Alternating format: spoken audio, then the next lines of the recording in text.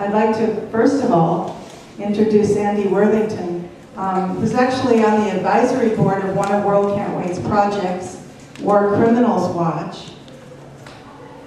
And much more than that, is an investigative writer and journalist in his own right.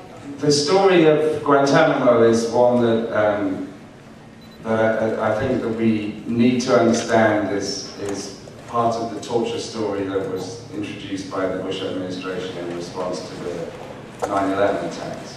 And there are aspects of different ways that we can look at what torture means.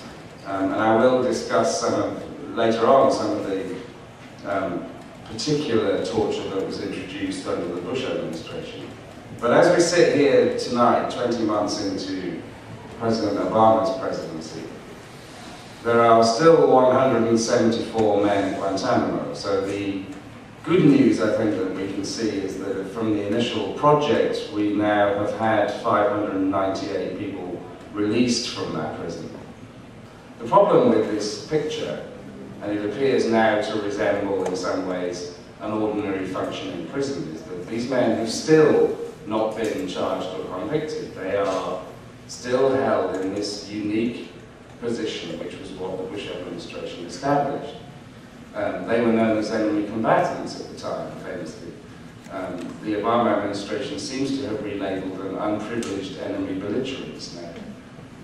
Whatever that is, it's still a third category of human being in detention, which is unacceptable. There are only two ways in which you can legitimately hold somebody captive. You either are at war, and you capture them and hold them as a prisoner of war with the full protections of the Geneva Conventions, or they're criminal suspects, and you give them a speedy trial. In the spring of 2006, the Pentagon lost a lawsuit that was filed by the Associated Press and various other people, and was forced to release, for the first time, the names and nationalities of the prisoners who were held, and 8,000 pages of documents relating to those prisoners.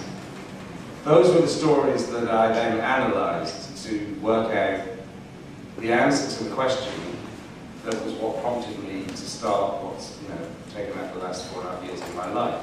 Who are these people in Guantanamo? Why do we not know who they are? And what can we find out about them? And analysing those documents enabled me to dissect this claim that the prison held the worst of the worst, and to begin to try and understand who they actually were. Where were they caught? The Bush administration said they were all caught on the battlefield. Well, they weren't all caught on the battlefield. The majority of them weren't caught on the battlefield. The majority of them, it transpires, were handed over or sold to the US military by their allies either in Afghanistan or Pakistan. In fact, in the summer of 2002, a CIA analyst, one of the few CIA analysts who had a lot of experience with the Arabic world, was sent to Guantanamo, and he interviewed several dozen prisoners as a kind of sample of who was there, and he was appalled by how many of these people had nothing to do with anything. And he tried to then get this information to the administration. And there were people in the military who were involved who were also shocked. And they tried to take this message to Gonzalez, who at the time was still the White House counsel. And when they went to see Gonzalez, they found that David Allington was in the way. And David Allington, who was Dick Cheney's right hand man. And he simply would not accept their complaint. He said, there will be no review.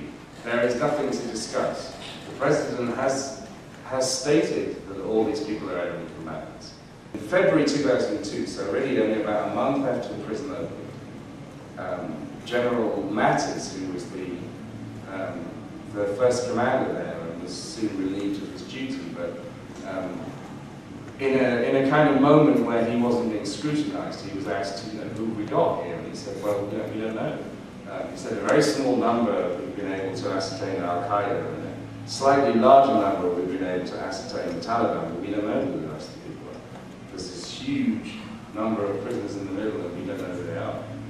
Is that instead of listening to anybody who was prepared to say to the administration, maybe we've got a lot of the wrong people here, they decided that actually the reason that they were not getting information out of people was because they had been trained to resist interrogation by Al-Qaeda, and therefore they needed to be broken, and therefore new processes needed to be introduced to get the actionable intelligence that these men were supposed to be hiding.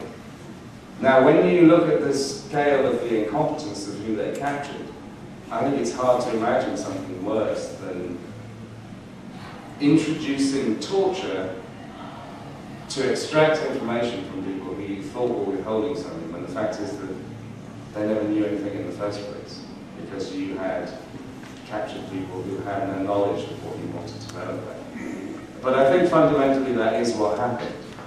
And if we follow the narrative of the torture narrative as it developed, you know, I think it's fairly easy to say that from the moment people were captured, they were treated brutally. I think the military had been told very clearly the normal rules don't apply. We can see that throughout everything that's happened over the last 9 years. There's a poignant story that came out of Iraq at one point from somebody, I can't remember who, probably an interrogator, who said, you know, we went in there and we went, where are the Geneva Conventions? They expected to see them into the wall, and they were just told it doesn't count. So, you know, that happened from the very beginning. But it was August the 1st, 2002, that J.S. Bybee, in charge of the Office of Legal Counsel in the Justice Department, the Office of Legal Counsel, whose obligation is to provide impartial legal advice to the executive, J.S. Bybee signed his name to the memo that John Yoo had written, attempting to redefine torture and improving its use by the CIA. And the particularly bleak years at Guantanamo, from reports which are in my book, and you know, that I've heard about through talking to former prisoners, were from the fall of 2002 until the summer of 2004. In fact, I think we could probably say until the 29th of June 2004, which was when the Supreme Court said that the prisoners had habeas corpus rights. And that was the trigger for allowing lawyers into Guantanamo to start the process of filing habeas corpus petitions. And it was at that moment that the whole veil of secrecy was lost, really, and they needed secrecy to indulge in their crimes.